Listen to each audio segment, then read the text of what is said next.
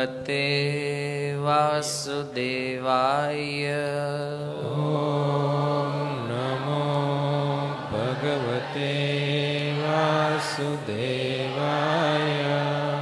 ઓમ નમો ભગવતે વાસુદેવાય. ઓમ નમો ભગવતે વાસુદેવાય. ઓમ નમો ભગવતે વાસુદેવાય. ઓમ નમો ભગવતે વાસુદેવાય. હરે કૃષ્ણ. સ્વાગતમ. આજે એક નવી કથાનો આરંભ કરીશું. પહેલા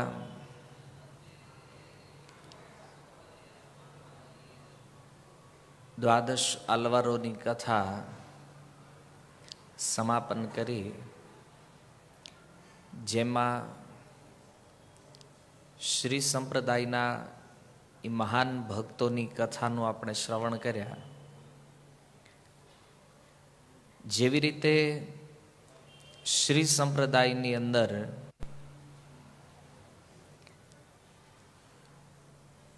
એક આચાર્ય થયા શ્રીપાદ રામાનુજાચાર્ય, જેની કથા પૂર્વમાં આપણે સાંભળી ચૂક્યા છીએ. ત્યાર પછી દ્વાદશ આલ્વારોની કથાનું શ્રવણ કર્યા. પણ જે પરંપરાની અંદર આપણે ભજન કરીએ છીએ એ છે બ્રહ્મ મધ્વ ગૌડીય સંપ્રદાય. અને બ્રહ્મ મધ્વ ગૌડીય સંપ્રદાયની અંદર જે મુખ્ય આચાર્ય છે એ છે શ્રીપાદ મધ્વાચાર્ય. તો અન્ય સંપ્રદાયના આચાર્યોના વિષયમાં તો આપણે સાંભળ્યું, પણ આપણું એ કર્તવ્ય છે કે આપણે આપણા સંપ્રદાયના વિષયમાં પણ એ જાણકારીઓ રાખીએ અને એ જાણવાનો પ્રયાસ કરીએ. કારણ કે જે સંપ્રદાયની અંદર આપણે ભજન કરીએ છીએ તો એના વિષયમાં અને એમના આચાર્યોના વિષયમાં આપણી પાસે માહિતી હોવી જરૂરી છે. શ્રીપાદ મધ્વાચાર્યની પરંપરામાં હોવાથી આ સંપ્રદાયને મધ્વ સંપ્રદાય કહેવામાં આવે છે. કારણ કે આ સંપ્રદાયના મુખ્ય આચાર્ય છે મધ્વાચાર્ય. અને આપણે પરંપરા જાણીએ છીએ કે ભગવાન શ્રી કૃષ્ણથી બ્રહ્માજીનો આવિર્ભાવ થયો અને ભગવાને વેદોનો ઈસાર જે છે અથવા સાક્ષાત વેદ સ્વરૂપ બ્રહ્માજીના હૃદયમાં પ્રાકટ્ય કરાવ્યું એમનું. તેને બ્રહ્મ હૃદય આદિ કવયે, જે ભાગવતના પ્રથમ શ્લોકમાં કહેવામાં આવ્યું છે. અને બ્રહ્માજીથી જ્ઞાન નારદ મુનિ સુધી ગયું. નારદજીથી પરંપરા આગળ વધી. નારદજી જ્ઞાન વેદવ્યાસજીને આપ્યું અને વેદવ્યાસજી પછી એ જ્ઞાનનો આરંભ થયો મધ્વાચાર્યથી. આમ તો પરંપરાને યદિ તમે જુઓ તો પરંપરાનો આરંભ થયો છે શુકદેવ ગોસ્વામીથી. કારણ કે વેદવ્યાસજીથી ભાગવત ગ્રહણ કર્યું શુકદેવજીએ, પણ વેદવ્યાસજીથી શુકદેવજીએ માત્ર ભાગવત ગ્રહણ કર્યું છે. એટલા માટે વેદવ્યાસજી પછી આપણી પરંપરાની અંદર શુકદેવજીનું નામ નથી, પણ કોનું નામ લાગે છે? મધ્વાચાર્યનું. કારણ કે વ્યાસદેવના ઓફિશિયલ શિષ્ય યદિ છે તો એ મધ્વાચાર્ય છે. આમ તમે સમયની ગણના કરો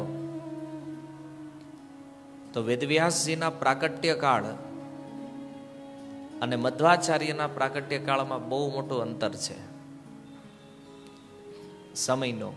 ઘણા લોકોના મનમાં એ પ્રશ્ન થાય કે તો વ્યાસજીથી મધ્વાચાર્યનું કનેક્શન કઈ રીતે જોઈન્ટ થયું આ બંનેનું? તો એની કથાઓ પણ આગળ ઉપર આમાં આવશે. પણ આ સંપ્રદાયના મૂળ આચાર્ય તરીકે મધ્વાચાર્યનો સ્વીકાર કરવામાં આવ્યો છે. વ્યાસજી સાથે એની મુલાકાત કેવી રીતે થઈ અને કઈ રીતે વેદવ્યાસજીનું એમને સાક્ષાત દર્શન પ્રાપ્ત થયું. તો મધ્વાચાર્ય પછી પણ અનેક આચાર્યો થયા, જે સર્વ આચાર્યોના જીવન ચરિત્ર ખૂબ વિશેષ રૂપથી જાણવા યોગ્ય છે. આપણે એ જાણીએ છીએ કે ભગવાનના અનેક અવતારો છે. જેવી રીતે શાસ્ત્રોની અંદર 24 અવતારોનું વર્ણન છે. અન્ય શાસ્ત્રોની અંદર અલગ અલગ ઘણા બધા અવતારોનું વર્ણન થયું છે. તો એમાંથી ભગવાનનો એક અવતાર છે જેને બુદ્ધ અવતાર કહેવામાં આવે છે. ભગવાન બુદ્ધના રૂપમાં પણ પ્રગટ થયા અને એમણે વેદોના સનાતન જ્ઞાનને બંધ કરાવી અને બૌદ્ધ મતની સ્થાપના કરી. શૂન્યવાદ જેને કહીએ છીએ આપણે. શૂન્યવાદનો અર્થ છે કે અંતિમ સત્ય જે છે ને એ શૂન્ય છે. છેલ્લે બધું શૂન્યમાં મળી જવાનું છે. ભગવાન જેવી કોઈ સત્તા નથી, ભગવાન જેવું કોઈ તત્વ અસ્તિત્વ ધરાવતું નથી. શૂન્યમાં મળી જવું, આત્મા અને પરમાત્માને સ્વીકાર ન કરવો, એનું નામ શૂન્યવાદ છે. તો આવા જે શૂન્યવાદી વ્યક્તિઓ છે એના પ્રધાન વ્યક્તિ જે છે ને ભગવાન બુદ્ધ છે. એક પ્રશ્ન મનમાં થાય કે ભગવાનનો જ અવતાર હતા છતાં ભગવાન બુદ્ધએ વેદોનો વિરોધ શા માટે કર્યો? કારણ કે ભગવાન તો ધર્મની સ્થાપના કરે છે, વેદ ધર્મની સ્થાપના કરે છે. પણ અહીંયા ભગવાન જ વેદોનો વિરોધ કરી અને વ્યક્તિઓને બીજા માર્ગે લઈ જઈ રહ્યા છે. એટલા માટે, કારણ કે બુદ્ધ ભગવાન જ્યારે પ્રગટ થયા ત્યારે વેદોના નામ ઉપર હિંસા ખૂબ થતી હતી. એટલા માટે ભગવાન બુદ્ધે લોકોને સમજાવવાનો પ્રયાસ કર્યો, તમે હિંસા નહીં કરો. અને લોકો પશુઓને બલિ આપી અને યજ્ઞમાં હોમી દેતા, પ્રસાદના રૂપમાં એનું માંસ ગ્રહણ કરતા. ભગવાન બુદ્ધએ પૂછ્યું, આવું શા માટે કરો તમે? તો એમનો ઉત્તર એ હતો કે આ તો વેદમાં લખ્યું છે, વેદ આજ્ઞા છે, શાસ્ત્ર સંમત છે. તો ભગવાન બુદ્ધે પશુ બલિને રોકવા માટે, પશુ હિંસાને રોકવા માટે એમણે કીધું કે જો વેદોની અંદર આવું લખ્યું હોય તો આપણને વેદ પણ સ્વીકાર્ય નથી. પણ અહીંયા એક ગડબડી છે કે શું વેદોમાં પશુઓની હિંસા કરવાનું વચન લખવામાં આવ્યું છે ખરું? કે યજ્ઞની અંદર પશુઓની બલિ આપવી જોઈએ? તો એ વાત સત્ય છે કે આ વેદમાં લખ્યું છે. અશ્વમેધ યજ્ઞનું નામ તમે સાંભળ્યું છે. તો અશ્વમેધ યજ્ઞનો અર્થ જ એ છે કે જેમાં એ યજ્ઞ પછી એ અશ્વ જે છે એને બલિ આપવામાં આવે યજ્ઞની અંદર. તો આ લખ્યું છે. પણ આની સાથે વેદમાં એ પણ લખ્યું છે કે જે પશુની બલિ આપવામાં આવે યજ્ઞમાં, બ્રાહ્મણો મંત્ર ઉચ્ચારણ દ્વારા એ પશુને મનુષ્ય જીવન પ્રાપ્ત કરાવી શકે. કરાવતા જે પશુની યજ્ઞમાં આહુતિ આપવામાં આવે ને એ જ યજ્ઞમાંથી એ મનુષ્યના રૂપમાં પ્રગટ થાય. દ્વાપર યુગ સુધી આ ચાલતું હતું.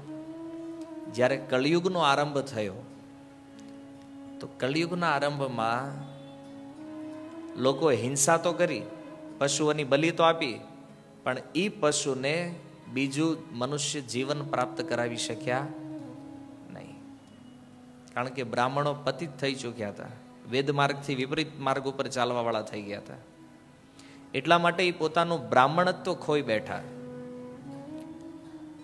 આ થયું નહીં, એટલા માટે વેદનો આશ્રય લઈ અને પશુઓની હિંસા શરૂ થઈ. સમય વીતતો ગયો. કળિયુગના લગભગ 2500 વર્ષ વ્યતીત થઈ ગયા.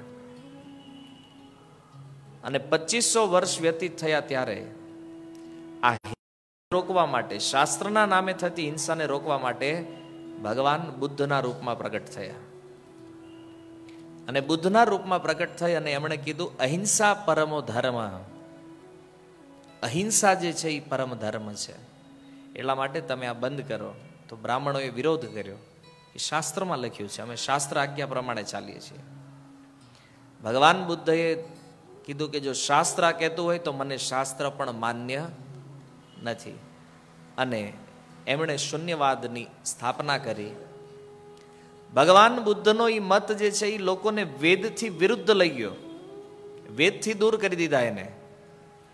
અને ત્યાર પછી ભગવાને શિવજીને આજ્ઞા કરી કે શાસ્ત્ર વગર તો માનવ જીવન અસ્તવ્યસ્ત થઈ જશે, એટલા માટે તમે પૃથ્વી ઉપર જાઓ અને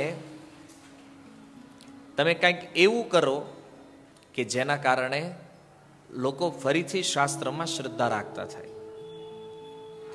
ભગવાનની આજ્ઞાથી શિવજી શંકરાચાર્યના રૂપમાં પ્રગટ થયા અને એમણે લોકોના વિશ્વાસને વેદોમાં ફરીથી સ્થાપિત કર્યો. અને એમણે એક મતની સ્થાપના કરી જેને નિર્વિશેષવાદ કહેવામાં આવે છે અથવા માયાવાદ કહેવામાં આવે છે. તો નિર્વિશેષવાદનો પ્રચાર પ્રસાર થયો. નિર્વિશેષવાદ શું છે?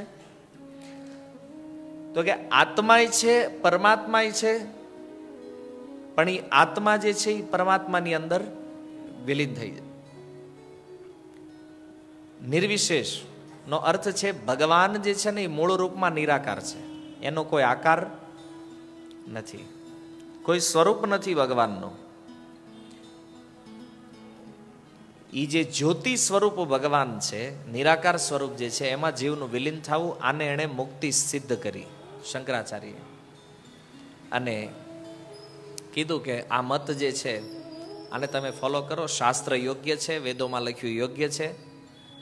પણ શ્રી ચૈતન્ય ચરિતામૃત મધ્ય લીલા પ્રકરણ 6 182 નંબર પયારની અંદર કૃષ્ણદાસ કવિરાજ ગોસ્વામીએ કીધું, માયાવાદમ અસત શાસ્ત્રમ પ્રચ્છન્નમ બૌદ્ધ ઉચ્યતે મય્યૈવ વિહિતમ દેવી કલો બ્રાહ્મણ મૂર્તિના.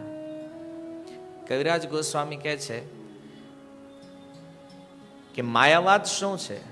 પદ્મ પુરાણનો એક શ્લોક જે સાક્ષાત ભગવાન શિવ માતા પાર્વતીને કહે છે કે કળિયુગમાં હું એક બ્રાહ્મણનું રૂપ ધારણ કરી અને મિથ્યા શાસ્ત્રોના માધ્યમથી વેદોની વ્યાખ્યા નાસ્તિક રૂપથી કરીશ, જે જોવામાં તો બૌદ્ધ દર્શન જેવી હશે પણ એનાથી એક સ્ટેપ ઉપર હશે. આ સાક્ષાત ભગવાન શિવનું વચન છે કે પદ્મ પુરાણની અંદર માતા પાર્વતીને કહે છે કે હું કળિયુગની અંદર શંકરાચાર્યના રૂપમાં પ્રગટ થઈશ. એનું આ પ્રમાણ એમણે આપ્યું. જો આ બધી વસ્તુઓ આપણે સમજવી બહુ જરૂરી છે. ઘણીવાર આપણને એવું લાગતું હોય કે આ બધી વાતોમાં આપણે શું લેવા દેવા છે, કારણ કે આજે સમાજની અંદર શૂન્યવાદ અને નિર્વિશેષવાદનો ખૂબ મોટો પ્રચાર છે. એટલા માટે, કારણ કે આપણને આ બધા મતમાં કાંઈ લેવા દેવા હોતું નથી. આપણે તો એ માનીએ છીએ કે સીધું જે મળી ગયું, જ્યાંથી જ્યાં માણસ પહેલા જોડાઈ ગયો ને એ મતમાં એ વિશ્વાસ કરતો થઈ જાય. પણ બૌદ્ધ દ્વારા જે પ્રચલિત શૂન્યવાદ છે તો એમાં તો શાસ્ત્રની જ કોઈ માન્યતા નથી અને શંકરાચાર્ય દ્વારા સ્થાપિત જે નિરાકાર માર્ગ જે સ્થાપિત કરવામાં આવ્યો છે કે ભગવાન નિરાકાર છે, આ છે તો બૌદ્ધ મત જ, પણ બૌદ્ધ મતની અંદર શાસ્ત્રને માનવામાં નથી આવતું. જ્યારે શંકરાચાર્ય જે છે એણે શાસ્ત્રના મતથી પ્રચાર તો બૌદ્ધ મતનો જ કર્યો છે. એટલે લખ્યું છે માયાવાદમ અસત શાસ્ત્રમ, અસત શાસ્ત્રોના આધારે વેદોનો આશ્રય લઈ અને શંકરાચાર્ય એક મત આપ્યો જેને આપણે માયાવાદ કહીએ છીએ. તો આ માયાવાદ શંકરાચાર્યએ પ્રચારિત કર્યો અને એ કઈ બૌદ્ધ મતથી બહુ શ્રેષ્ઠ નથી, પણ બૌદ્ધ લોકો વેદોની સત્તાને માનતા નહોતા, એટલા માટે એને નાસ્તિક કહેવામાં આવ્યા. જગતમાં જેને આપણે કહીએ છીએ ને નાસ્તિક વ્યક્તિ છે, એ નાસ્તિક કોણ છે? જેને બૌદ્ધ મતનો આશ્રય લીધો છે, બુદ્ધના મતને માન્યતા આપી છે, આ લોકો નાસ્તિક છે. પણ કેટલાક લોકો એવા છે કે જે વેદોને માને છે, વેદના શરણમાં જઈને તે માયાવાદી દર્શનનો જે પ્રચાર કરી રહ્યા છે, એ એક ટાઈપના નાસ્તિક જ છે. એ પણ અને ક્યાંક ક્યાંક તો ગૌડી આચાર્યો એ પણ કીધું છે કે માયાવાદીઓ જે છે ને એના નાસ્તિક દર્શન કરતા બુદ્ધનું નાસ્તિક દર્શન સારું છે. આ માયાવાદીઓ એટલા ખતરનાક છે, ભલે શાસ્ત્ર માને છે તોય. પણ હકીકત એ છે કે આ બંને મત અધૂરા છે અને વિનાશકારી છે. કાળાંતરમાં ભગવાને પછી જોયું કે બુદ્ધ દ્વારા અહિંસાની સ્થાપના પણ થઈ છે, શંકરાચાર્ય દ્વારા માયાવાદની સ્થાપના પણ થઈ છે. ત્યારે એમણે 4 આચાર્યોને પ્રકટ કર્યા ભારતની અંદર. સૌથી પહેલા આચાર્ય શંકરાચાર્ય છે, અને એની પછી બીજા 4 આચાર્યનું પ્રાગટ્ય થયું અને એમણે વૈષ્ણવ સિદ્ધાંતોની સ્થાપના કરી. એ 4 આચાર્યોમાં સૌથી પહેલા પ્રાગટ્ય થયું શ્રીપાદ નિંબાર્કાચાર્યનું. ત્યાર પછી વિષ્ણુ સ્વામી, પછી રામાનુજાચાર્ય, અને સૌથી અંતમાં 4થા નંબર ઉપર પ્રાગટ્ય થયું છે મધ્વાચાર્યનું, 4થા આચાર્ય તરીકે. પણ એ 4 આચાર્યોની અંદર યદિ ટોપ લેવલમાં કોઈનું નામ લેવામાં આવે તો એ કોણ છે? મધ્વાચાર્ય છે. એનું કારણ છે કે મૂળ રૂપમાં માયાવાદનું સર્વાધિક રૂપથી ખંડન કરી, સૌથી વધારેમાં વધારે શંકરાચાર્યના મતનું ખંડન કરી અને દ્વૈતવાદની સ્થાપના એમણે કરી. દ્વૈત દર્શન.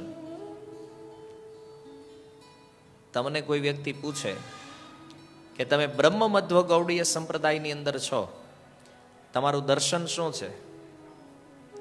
બ્રહ્મ મધ્વ ગૌડીય સંપ્રદાયની અંદર તો ચૈતન્ય મહાપ્રભુ દ્વારા પ્રદત્ત જે સિદ્ધાંત છે અચિંત્ય ભેદા ભેદ, એ આપણો સિદ્ધાંત છે સંપ્રદાયનો.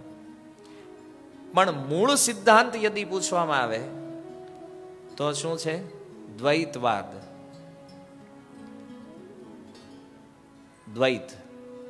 2 મત હોય છે, એક છે અદ્વૈત અને એક દ્વૈત. તો મધ્વાચાર્યએ અદ્વૈત મતનું ખંડન કરી અને દ્વૈત મતની સ્થાપના કરી છે. તમે મધ્વાચાર્યનો ફોટો જોયો છે ક્યારે? કેટલા લોકોએ જોયો છે ફોટો મધ્વાચાર્યનો? 5-6 જણાય છે ખાલી. તો આ કથા થોડીક અઘરી થાય તમારે, કારણ કે તમે મધ્વાચાર્યનો ફોટો નથી જોયો. તમે એ કોણ છે એના વિષયમાં તમે કથા શ્રવણ કરો છો, પણ સાંભળવી પડશે, કારણ કે આપણા આચાર્ય છે. તો જે નથી જાણતા એની જાણકારી લેવી વિશેષ રૂપમાં જરૂરી છે. મધ્વાચાર્યનો ફોટો ત્યારે તમે જોવો ને તો એના એક હાથ આ રીતે છે, જમણો હાથ જે છે ને એમાં 2 આંગળી હંમેશા ઉઠેલી હોય છે. એ 2 આંગળીનો અર્થ શું છે? જીવ અને ભગવાન બે એક નથી, એ 2 છે. દ્વૈતનો અર્થ થાય 2. જીવ અલગ છે અને ભગવાન અલગ છે. એનું જેણે દર્શન આપ્યું છે એ મધ્વાચાર્ય છે. એ હંમેશાથી અલગ છે, એક નથી. તો શ્રી ચૈતન્ય મહાપ્રભુએ પણ પોતાને મધ્વાચાર્યની પરંપરામાં રાખ્યા. મહાપ્રભુએ જોયું 4 વૈષ્ણવ સંપ્રદાયો છે અને ચૈતન્ય મહાપ્રભુના સમયમાં ચારેય વૈષ્ણવ સંપ્રદાય કાર્યરત હતા. છતાં મહાપ્રભુએ સ્વીકાર કોનો કર્યો છે? બ્રહ્મ સંપ્રદાય, મધ્વાચાર્યની અંતર્ગત આવાળા બ્રહ્મ સંપ્રદાયનો સ્વીકાર કર્યો. અને એમણે ચારેય વૈષ્ણવ સંપ્રદાયમાંથી બબ્બે વસ્તુ લીધી, બે સિદ્ધાંત લીધા ચારેય પરંપરાઓમાંથી. એમાં મધ્વાચાર્યથી એમણે કૈવલ અદ્વૈત ખંડન અને શ્રી વિગ્રહ સેવા, આ બે વસ્તુ મધ્વાચાર્યના સંપ્રદાયથી સ્વીકાર કરી. કેવલ અદ્વૈત ખંડનનો અર્થ શું છે? કે જીવ અને ભગવાન નિત્ય ભેદ ધરાવે છે, અને ભગવાનના શ્રી વિગ્રહની સેવાની જે પરંપરા મધ્વાચાર્યની પરંપરામાંથી આ બે વસ્તુ એમણે મધ્વાચાર્યથી સ્વીકાર કરી. રામાનુજાચાર્યનો જે શ્રી સંપ્રદાય છે એમાંથી મહાપ્રભુએ શુદ્ધ ભક્તિ અને વૈષ્ણવોની સેવા, આ બે સિદ્ધાંતો ત્યાંથી ગ્રહણ કર્યા. ત્રીજા વિષ્ણુ સ્વામીના સંપ્રદાયમાંથી એમણે તદીય સર્વસ્વભાવ અને રાગ માર્ગ, આ બે સિદ્ધાંત એમણે વિષ્ણુ સ્વામી અર્થાત વલ્લભાચાર્યની પરંપરામાંથી સ્વીકાર કર્યો. અને નિંબાર્કાચાર્યથી એકાંત રાધા ભાવ અને ગોપી ભાવ, આ બે વસ્તુનો સ્વીકાર એમણે નિંબાર્ક સંપ્રદાયથી કર્યો. કારણ કે રસ તત્વનું સૌથી પહેલું પ્રચલન જે છે એ નિંબાર્ક સંપ્રદાયથી શરૂ થયું છે. એટલા માટે એમાં જો તમે રાધા તત્વ, રાધિકા ભાવ અને ગોપી ભાવ, આ બંને ભાવનો સ્વીકાર નિંબાર્ક પરંપરાથી મહાપ્રભુએ કર્યો છે.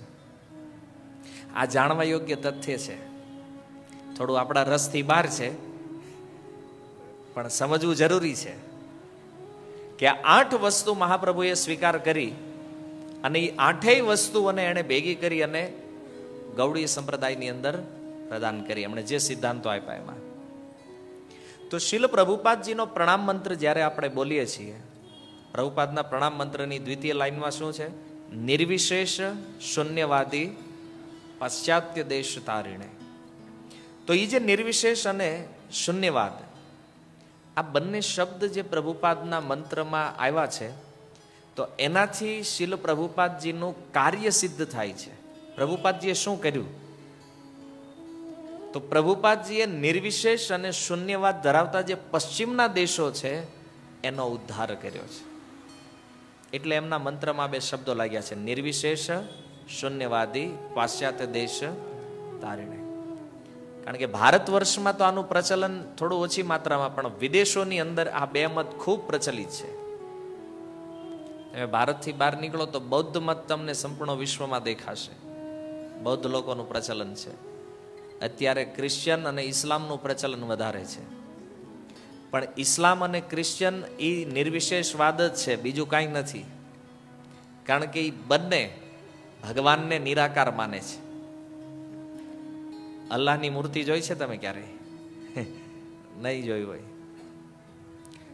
અને ક્રિશ્ચિયનોમાં પણ ભગવાન નિરાકાર છે, કારણ કે તમે જીસસને જોયા છે, પણ એના જે મૂળ ઈશ્વર જે છે એનો ક્યાંય શ્રી વિગ્રહ છે નહીં કોઈ જગ્યાએ. તો નિર્વિશેષવાદીઓ આ છે, અને જેટલા પણ બૌદ્ધ છે એ બધા શૂન્યવાદી છે. અને એવા લોકોનો ઉદ્ધાર કરી અને એમને વૈષ્ણવ બનાવ્યા પ્રભુપાદજીએ. એટલા માટે એમના પ્રણામ મંત્રમાં 2 શબ્દ પ્રયોગ થયા છે, નિર્વિશેષ અને શૂન્યવાદ. તો મધ્વાચાર્ય જે છે એ આપણા સંપ્રદાયના પ્રમુખ આચાર્ય છે, અને એમના પદ ચિહ્નો ઉપર ચાલી અને આપણે આ જગતમાં જે નિર્વિશેષ અને શૂન્યવાદ છે એમનાથી જીવોની રક્ષા કરવાની છે. આ ગૌડીય પરંપરાના અથવા જે 4 વૈષ્ણવ પરંપરાની અંદર જેટલા પણ ભક્તો છે એનું આ પરમ કર્તવ્ય છે.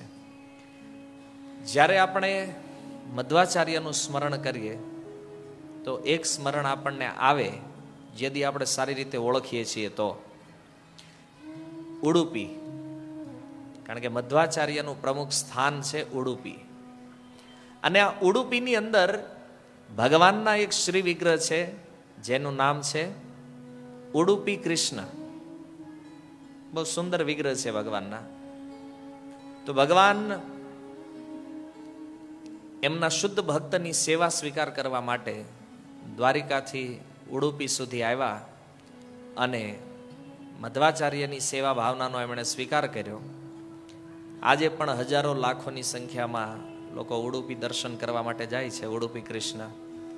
અને એની દિવ્ય સેવા જે પરંપરા મધ્વાચાર્યએ સ્થાપિત કરી છે, તો એ જ પરંપરા અનુસાર એમની સેવા થઈ રહી છે ત્યાં. એ સેવા જોઈને તે આપણું મન આનંદિત થઈ જાય એવી દિવ્ય સેવા એમણે ત્યાં સ્થાપિત કરી છે. તો શ્રીપાદ મધ્વાચાર્ય એટલા મહાન ભક્ત હતા કે એમના જીવનના વિષયમાં વાંચવું, સાંભળવું નિશ્ચિત રૂપમાં આપણને પ્રેરણા આપે એવું છે, પ્રેરણાદાયક છે. શ્રીપાદ મધ્વાચાર્યએ ક્યારેય ગૃહસ્થ જીવનમાં પ્રવેશ નથી કર્યો. આજીવન બ્રહ્મચારી રહ્યા છે, મતલબ કે એમણે વિવાહ નથી કર્યા અને બાળપણથી જ ભગવાનની સેવામાં પૂર્ણતયા સમર્પિત હતા. ઉડુપીની અંદર રહી શ્રી વિગ્રહની સેવા કરી અને પૂર્ણ સંતુષ્ટ હતા. પણ એમની એક તીવ્ર ઈચ્છા એવી હતી કે શાસ્ત્રોના સહી નિષ્કર્ષને આ જગતમાં પ્રચારિત કરવામાં આવે. શાસ્ત્ર આજે ઘણું બધું છે, ગ્રંથો ઘણા બધા છે, પણ એનો વાસ્તવિક નિર્ણય આ જગતમાં બહુ ઓછા લોકો જાણે છે. રિયલ પોઝિશન ભગવદ્ ગીતા ઘણા લોકો વાંચે છે, પણ ભગવદ્ ગીતા વાંચીને એ લોકો નિર્વિશેષવાદી થઈ જાય છે. શું કામ? કારણ કે ગીતાનું અસલી તાત્પર્ય એ લોકો જાણતા નથી. ઘણા લોકો શ્રીમદ ભાગવતમ વાંચે છે, પણ ભાગવતમ વાંચ્યા પછી એ નિર્વિશેષવાદી બને છે, માયાવાદી બને છે. કેમ? કારણ કે ભાગવતના અસલી તાત્પર્યને સમજતા નથી. કેટલું દુર્ભાગ્ય છે, જો ભાગવતની કથાઓ કરે છે, ભગવાનની લીલાઓની ચર્ચા કરે છે, છતાં શું કહે છે? અંતે ભગવાન નિરાકાર છે. અને એમના જે શ્રોતાઓ છે એને તે સમજાવે છે કે ભગવાન નિરાકાર છે. એટલા માટે આ જગતના જે બદ્ધ જીવો છે, જે દુઃખી જીવ છે, એને શાસ્ત્રનો વાસ્તવિક પ્રચાર થાય, આ મધ્વાચાર્યની તીવ્ર ઈચ્છા હતી. એટલા માટે એમણે પોતાના આ જે દ્વૈતવાદનો મત છે, એ મતનો પ્રચાર કરવા માટે મધ્વાચાર્યજીએ ખૂબ દૂર દૂર સુધી યાત્રાઓ કરી. એમનું નામ હતું વાસુદેવ. જ્યારે એમનો જન્મ થયો ને ત્યારે એમનું નામ આપવામાં હતું વાસુદેવ. અને એમણે અચ્યુત પ્રેક્ષ નામના સંન્યાસીથી 12 વર્ષની ઉંમરમાં સંન્યાસ ગ્રહણ કર્યો અને ત્યાર પછી મધ્વાચાર્યના નામથી વિખ્યાત થયા. સંન્યાસ ગ્રહણ કરી અને મધ્વાચાર્યએ આચરણ અને પ્રચાર, પોતાના જીવનની અંદર આ બંને વસ્તુને સ્થાન આપ્યું. આચરણ પણ કર્યું અને પ્રચાર પણ કર્યો. તો એમનો એક મૂળ સિદ્ધાંત હતો પ્રચારમાં, ભગવાનની સર્વોપરિતા સિદ્ધ કરવાનો. કે આ જગતની અંદર ભગવાન વિષ્ણુ, ભગવાન કૃષ્ણ એ જ પૂર્ણ પુરુષોત્તમ પરમેશ્વર છે, પરમ તત્વ ભગવાન છે, એનાથી ઉપર બીજું કોઈ નથી. આ એના ઉપદેશમાં સૌથી મૂળ વાત રહેતી. ભગવાન કેન્દ્ર સ્થાને રહેતા. અને એ સત્યને સ્થાપિત કરવા માટે એમણે ખૂબ યાત્રાઓ કરી, ખૂબ પ્રચાર કર્યો અને ખૂબ શાસ્ત્રાર્થો કરી, લોકોની શાસ્ત્રાર્થોમાં પરાજિત કરી અને એમણે એ સત્યને સિદ્ધ કર્યું કે ભગવાન વિષ્ણુ કે કૃષ્ણથી વધારે શ્રેષ્ઠ તત્વ આ જગતમાં બીજું કોઈ છે નહીં. અને એટલા માટે એમણે એમના શિષ્યોને પણ ખૂબ ભણાવ્યા, ખૂબ પ્રશિક્ષિત કર્યા, શાસ્ત્રમાં તત્વવિદ બનાવ્યા. કારણ કે મધ્વાચાર્યની પહેલા શંકરાચાર્યએ માયાવાદનો પ્રચાર ફેલાવી દીધો. ખૂબ ભારતમાં માયાવાદનો પ્રચાર થઈ ચૂક્યો છે. તો શંકરાચાર્યના જે અનુયાયીઓ હતા એમના પોતપોતાના કંઈક અલગ અલગ સંગઠનો હતા, એમના કંઈક નામ હતા. એટલા માટે મધ્વાચાર્યએ પોતાના સંગઠનનું નામ આપ્યું તત્વવાદ અથવા તત્વવાદી. એમના જે અનુયાયીઓ હતા ને એ બધા તત્વવાદી હતા. એટલે તત્વને એટલું સારી રીતે સમજતા, જાણતા કે કોઈ પણ માયાવાદીને આસાનીથી શાસ્ત્રાર્થમાં પરાજિત કરી શકે. પણ આ તત્વવાદનો સ્વીકાર ચૈતન્ય મહાપ્રભુ કે ત્યાર પછીના કોઈ પણ ગૌડીય આચાર્યએ કર્યો સ્વીકાર એટલે પૂર્ણ રૂપમાં એ વાતને નથી માની. એનું તત્વ બરાબર છે, એમણે જે પ્રચલન કર્યું એ બરાબર છે, પણ એના વિષયમાં સિદ્ધાંત સરસ્વતી ઠાકુરનો શું મત છે? તો ભક્તિ સિદ્ધાંત સરસ્વતી મહારાજની ઈચ્છા હતી કે આ ગૌડીય સંપ્રદાયનો પ્રચાર દક્ષિણ ભારતમાં પણ થાય અને દક્ષિણ ભારતની અંદર ગૌડીય મઠોની સ્થાપના થાય. પણ એમણે જોયું કે રામાનુજાચાર્ય અને મધ્વાચાર્યના વ્યાપક પ્રભાવના કારણે ભક્તિનું સ્થાન તો બની ચૂક્યું હતું. કારણ કે આ બંને આચાર્યોએ દક્ષિણ ભારતમાં ખૂબ પ્રચાર પ્રસાર કર્યો. આંધ્ર બાજુનો જે પ્રદેશ છે એમાં તમિલનાડુ અને કેરળ, કર્ણાટક, આ 4 રાજ્યો જે છે દક્ષિણના, એમાં બંને આચાર્યોએ એટલો પ્રચાર કર્યો કે જેનાથી ખૂબ ભક્તો બન્યા. પણ એમની જે દાર્શનિક વૃત્તિ હતી, દાર્શનિક ભાવ જે હતો આ બંને આચાર્યોનો, સિદ્ધાંત સરસ્વતીએ જોયું કે ઈ સારો છે ને એનાથી લોકોનું કલ્યાણ થયું, પણ વેદાંતના પ્રચારથી ભક્તિ સિદ્ધાંત મહારાજ પ્રસન્ન હતા નહીં. કારણ કે વેદાંતનો પ્રચાર પ્રસાર કરવા માટે ખૂબ ભણવું પડે, ખૂબ શીખવું પડે, ખૂબ તત્વ એ બધી જાણકારી લેવી પડે.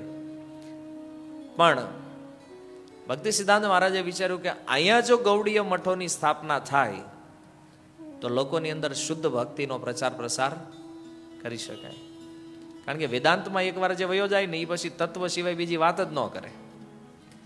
એને ભક્તિ સમજાવવી બહુ કઠિન થઈ જાય. પછી આપણી ભાષામાં ફિલોસોફી વધારે જાણી જાય ને એને પછી ભક્તિના અંગોમાં એટલી બધી રુચિ ન લાગે.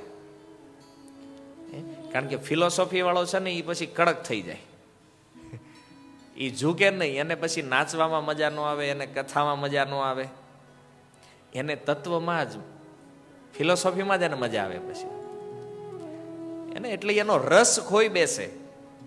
જ્યારે આપણી પરંપરા જ રસ તત્વથી ભરેલી છે.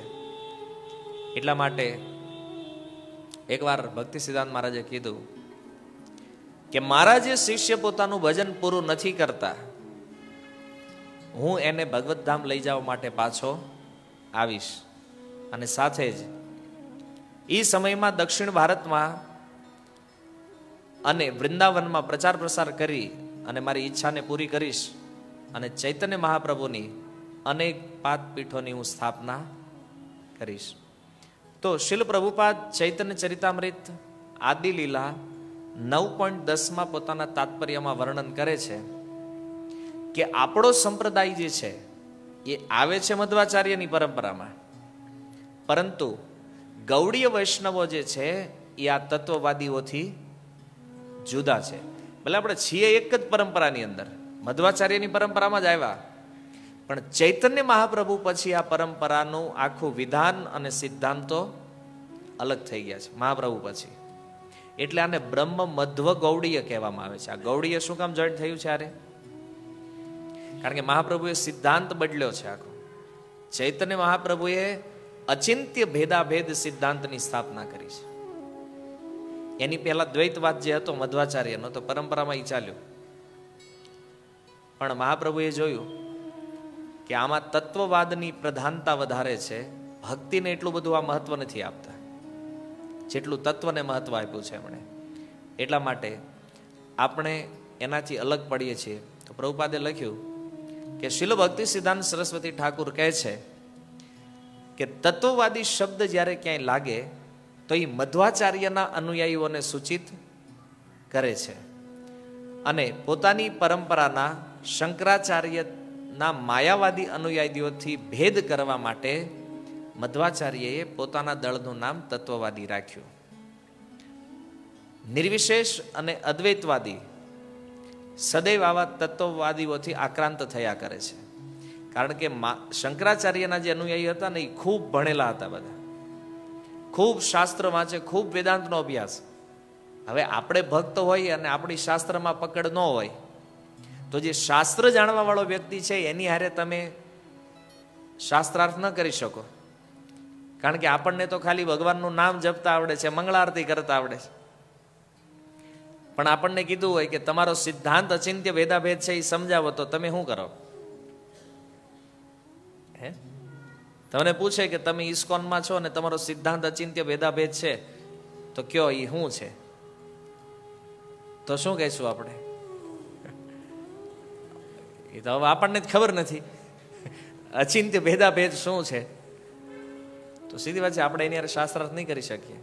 પણ મધ્વાચાર્યના મનમાં એ ઈચ્છા હતી કે શંકરાચાર્યના એ અનુયાયીઓને પણ સારી રીતે જવાબ આપી શકે એવા તત્વદર્શી વિદ્વાનોને હું તૈયાર કરું.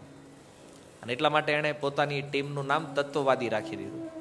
અને તત્વવાદીઓનું નામ સાંભળે ને તો આ શૂન્યવાદી અને નિર્વિશેષવાદીઓ ભાગવા માંડતા. એટલા ડરતા નથી, કારણ કે આ લોકો એટલા એક્સપર્ટ થઈ ગયા શાસ્ત્રમાં. તો આ રીતે એમણે શંકરાચાર્યના સિદ્ધાંતને પરાજિત કર્યો. શીલ માધવેન્દ્રપુરી તત્વવાદી પરંપરાના એક આચાર્ય હતા અને એમણે સ્થાપિત કર્યું કે તત્વનું અંતિમ લક્ષ્ય જે છે, આધ્યાત્મિકતાનું અંતિમ લક્ષ્ય જે છે એ શુદ્ધ ભક્તિ છે અને ભગવાનનો પ્રેમ પ્રાપ્ત કરવો એ છે. માધવેન્દ્રપુરી આ સ્થાપિત કર્યું છે. અને આ માધવેન્દ્રપુરી કોણ છે જાણો તમે?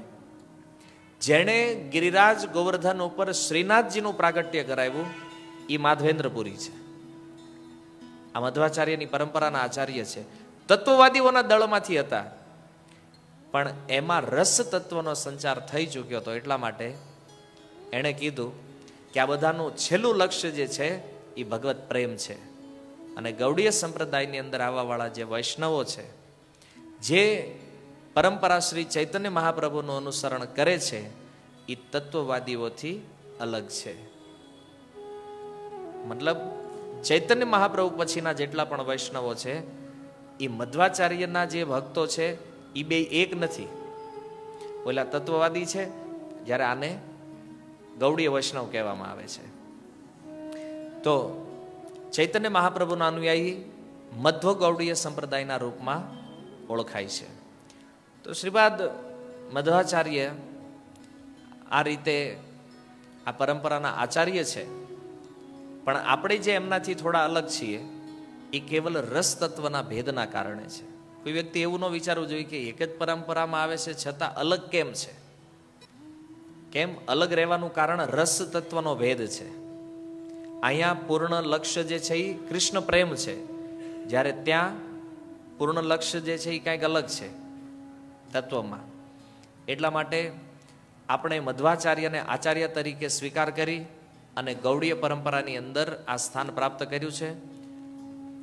એટલે બલદેવ વિદ્યાભૂષણ નામના જે આચાર્ય છે એમણે પોતાનું એક અલગ ભાષ્ય લખ્યું, જેનું નામ છે ગોવિંદ ભાષ્ય. અને ગોવિંદ ભાષ્ય દ્વારા એમણે આ મધ્વ સંપ્રદાય, બ્રહ્મ મધ્વ ગૌડીય સંપ્રદાય જે છે એને પ્રમાણિત કર્યો છે. તો આ પરંપરાની કંઈક વ્યાખ્યા છે, થોડો પરિચય છે. સિદ્ધાંતો અને મતના વિષયમાં આપણે જાણકારી રાખવી જરૂરી છે, કારણ કે અનાયાસ આવા શબ્દો પહેલી વાર આપણી સામે આવે ક્યાંક ત્યારે આપણને ઝટકો ન લાગે. એને કે પહેલી વાર આ સાંભળ્યું આપણે પહેલી વાર કે આવું હોય કાંઈક એમ, અને પછી આપણે પૂછવા આવવું પડે. એટલા માટે જ આમ તો હું વિચાર કરતો તો નવી કથા શું આરંભ કરવી, પણ મેં કીધું શ્રી સંપ્રદાયના આચાર્યોની આટલી કથાઓ જોઈ અને એમાં તમે આટલા આનંદથી પ્રેમથી આ કથાને સાંભળી, તમારો ઉત્સાહી બહુ સારો હતો આલવારોની કથામાં, રામાનુજાચાર્યની કથામાં. પણ કેટલું મોટું આશ્ચર્ય છે, જે પરંપરામાં ભજન કરીએ છીએ એ મધ્વાચાર્યના વિષયમાં જ આપણને કાંઈ ખબર નથી. સમજમાં આવ્યું? એટલે કીધું મધ્વાચાર્યની કથા લઈએ, કમસે કમ પરંપરાના મૂળ આચાર્યના વિષયમાં તો જાણકારી હોવી જોઈએ કે આપણે અહીં સુધી પહોંચ્યા છીએ એ માધ્યમ કયું છે, ક્યાંથી આપણે અહીંયા આવ્યા છીએ. તો ઉડુપી ક્ષેત્ર આ મધ્વાચાર્યનું ક્ષેત્ર છે. અને ત્યાં કથા એવું કહે છે કે ભગવાન પરશુરામના રૂપમાં પ્રકટ થયા હતા આ ક્ષેત્રની અંદર. અને સંસારની અંદર શાંતિ અને વ્યવસ્થા બનેલી રહે એટલા માટે જે દુષ્ટ શાસકો હતા એનો વધ કરી આ પૃથ્વીને આતંક અને તાનાશાહીથી મુક્ત કરી અને એમણે કશ્યપ મુનિને સંપૂર્ણ પૃથ્વી દાનમાં આપી. 21 વખત આ પૃથ્વી ઉપરથી એમણે દુષ્ટ ક્ષત્રિયોનો સંહાર કર્યો, પણ એમને રાજ્યની કોઈ લાલસા હતી નહીં. એટલા માટે એણે રાજ્ય કોને સુપ્રત કરી દીધું? બ્રાહ્મણોને. અને બ્રાહ્મણોએ સમાજની અંદર નીતિ નિયમોને સ્થાપિત કરી અને સમાજને એક સુવ્યવસ્થા પ્રદાન કરી.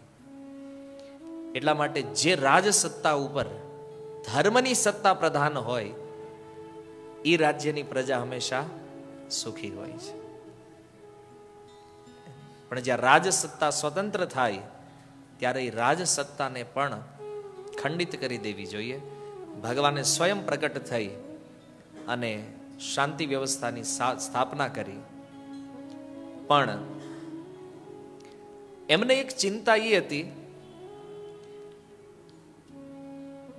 કે જેટલી પણ ભૂમિ મેં જીતી લીધી છે, આ ભૂમિ મેં કોને આપી દીધી છે? કશ્યપ મુનિને દાન કરી દીધું છે એનું. અને જે વસ્તુ બીજાને દાન આપી હોય એની ઉપર આપણો અધિકાર રહેતો નથી. તો પરશુરામે કીધું આ બધું દાનમાં આપ્યું તો મારે ક્યાં રહેવા જવું? અને આપણું ઘર હોય ને આપણે કહી દઈએ આલ્યો આખે આખું ઘર હવે મેં આપી દીધું દાનમાં, એનો મતલબ કે એ ઘરમાં પછી આપણે રહી શકીએ? તો આપણા રહેવાની વ્યવસ્થા તો કંઈક બીજી કરવી જોઈએ ને. પરશુરામજીએ વિચાર્યું કે મારે રહેવાની વ્યવસ્થા કંઈક કરવી જોશે, એટલે એણે સમુદ્રને આદેશ આપ્યો કે તું જગ્યા કર રહેવા માટે. તો સમુદ્રને જેવો આદેશ આપ્યો એટલે સમુદ્રએ કીધું કે તમે કાંઈ પણ હથિયાર ફેંકો, જ્યાં સુધી જાય એ ભૂમિ એટલો હું પાછો હટી જઈશ. પરશુરામજીએ દક્ષિણમાંથી એક બાણ છોડ્યું. બાણ એટલે પોતાની જે ફરસી હતી એ ફરસી છોડી અને ગુજરાતમાં અરબ સમુદ્ર જે છે એના તટેથી લઈ અને મહારાષ્ટ્ર જ્યાં સમુદ્ર આવે છે ને મુંબઈ નજીક, ત્યાંથી લઈ અને કેરલા બાજુનો જે ભાગ છે એ પટ્ટાની અંદર એમણે પોતાની કુહાડી ફેંકી અને સમુદ્ર એટલે કે વરુણદેવ એટલા પાછળ હટી ગયા અને નવી ભૂમિ પ્રદાન કરી એટલી. અને ત્યારે પોતાના નિર્વસન માટે એમણે એ ભૂમિને સ્વીકાર કરી. તો અરબ સાગરના તટથી પશ્ચિમના ઘાટ, મહારાષ્ટ્રથી નાસિકથી કન્યાકુમારી સુધી ભારતીય ઉપદ્વીપના દક્ષિણી બાજુએ ફેલાયેલું જેટલું પણ ક્ષેત્ર છે એને પરશુરામ ક્ષેત્ર કહેવામાં આવે છે. પરશુરામ ક્ષેત્રનો અર્થ છે પરશુરામની પુણ્યભૂમિ. તો આ રીતે પરશુરામજીએ નવી ભૂમિ પ્રાપ્ત કરી ભારત વર્ષની અંદર. અને પરશુરામ દ્વારા સ્વરચિત રાજા જેનું નામ હતું રામભોજ, આ ભૂમિ જે નવી પ્રાપ્ત થઈ ને એના રાજા કોને બનાવ્યા? એને રામભોજને. અને આ ઉડુપી ક્ષેત્ર પણ એની અંતર્ગત જ છે પરશુરામ ક્ષેત્રમાં. તો એ રામભોજ રાજા થયા અને એ રક્ષા હેતુ એને પોતાને જ નિયુક્ત કર્યા કે આ સ્થાનની હું પોતે રક્ષા કરીશ.